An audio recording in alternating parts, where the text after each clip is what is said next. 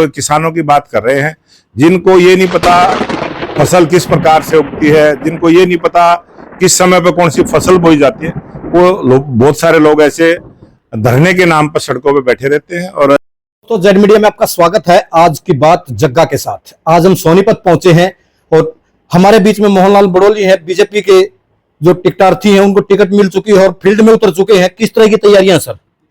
जग्गा भाई, Z media के सभी दर्शकों को नमस्कार। और आज आप यहाँ पहुंचे हैं, आपका भी स्वागत भी करता हूं।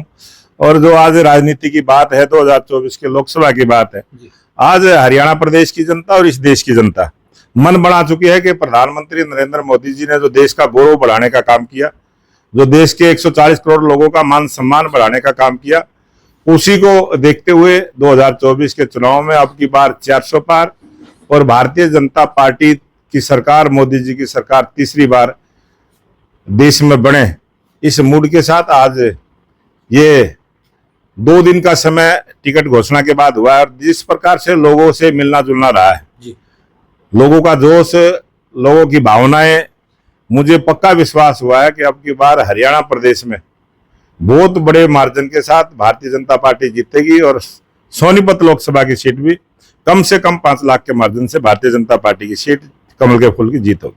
लेकिन कांग्रेसियों का ये आरोप है कि बीजेपी के पास तो प्रत्याशी ही नहीं है। 6 जो पूर्व कांग्रेसियों उनको टिकट दिया गया। ये जो कांग्रेस पार्टी की विचारधारा है, कांग्रेस पार्टी की बयानबाजी है और कांग्रेस पार्टी की गुटबाजी है, वो जनता के सामने है। आज अगर वो टिकट बांटने का काम करेंगे तो उनकी पार्टी बिखर जाएगी, टूट जाएगी। उससे बचने के लिए वो अपने उम्मीदवार की घोषणा नहीं करते और वो अपने उम्मीदवार इधर उधर से ढूंढकर जो लाने का प्रयास किया है उन्होंने, मुझे लगता है कांग्रेस पार्टी सफल नहीं होगी। आरोप लगाते हैं ना वो 6 जो उम्मीदवार हैं भूतपूर्व कांग्रेसी हैं।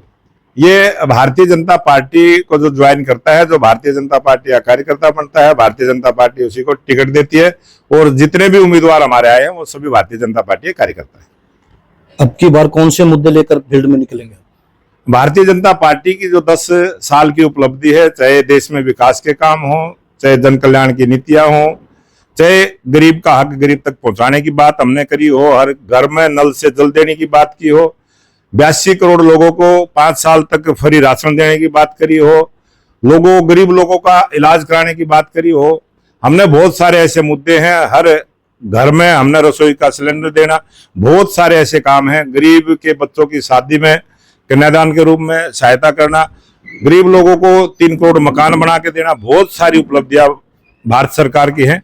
उन सब उपलब्धियों को जनता के बीच में लेकर जाएंगे। लेकिन किसान तो 2 महीने हो गए वो धरने पर बैठे हैं, उनका यही कहना है कि हमारी फसल डूबी थी, हमारा कुछ भी नहीं मिला। आज देश का किसान खुशहाल है, देश का किसान नरेंद्र मोदी की नीतियों से खुश है और देश के किसानों को सबसे बड़ा जो किसान सम्मान निधि देने का काम देश के लोकप्रिय प्रधानमंत्री नरेंद्र मोदी जी ने किया है। और जो आप किसानों की बात कर रहे हैं, जिनको ये नहीं पता फसल किस प्रकार से उगती है, जिनको ये नहीं पता किस समय पे कौन सी फसल बोई जाती है, वो बहुत सारे लोग ऐसे धरने के नाम पर सड़कों पे बैठे रहते हैं। और चुनाव के समय, पीछे चुनाव हुए उस समय भी बहुत सारे नेताओं ने ऐसे ही चुनाव लड़ने का उन्होंने काम किया था, उनका रिजल्ट जनता ने दिया था।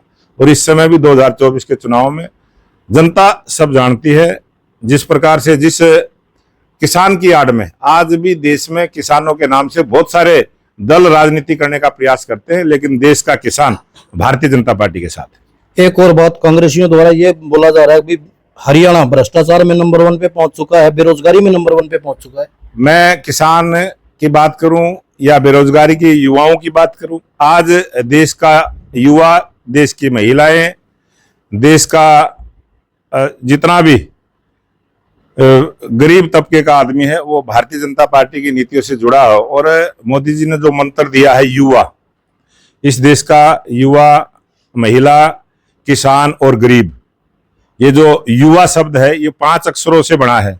और भारतीय जनता पार्टी का ये हमारा मिशन है कि इन 5 वर्गों के लिए देश को ऊपर उठाने का काम करेंगे, सबकी भलाई के काम करेंगे और सभी युवाओं को रोजगार देने की बात हमने की है, वो हम देंगे। अब के पिछली बार भी सरकार आप ही की थी, पिछली बार भी सबको तो नहीं मिल पाया रोजगार। हमने बहुत सारे युवाओं को रोजगार देने का काम किया है और देश में चाहे किसी भी प्रकार से दें, हर हाथ को काम देना, ये हमारी सरकार की नीति है और हमने दिया है। लास्ट में लोगों के लिए क्या संदेश छोड़ना चाहेंगे? मैं हरियाणा प्रदेश की जनता से अपील करूंगा, निवेदन करूंगा, प्रार्थना करूंगा कि जितने भी जन कल्याण के कार्य भारतीय जनता पार्टी की सरकार ने किए हैं, उन सबको ध्यान में रखते हुए 25 जून को जो मतदान करें तो कमल के फूल पर करें। आप सबको नमस्कार।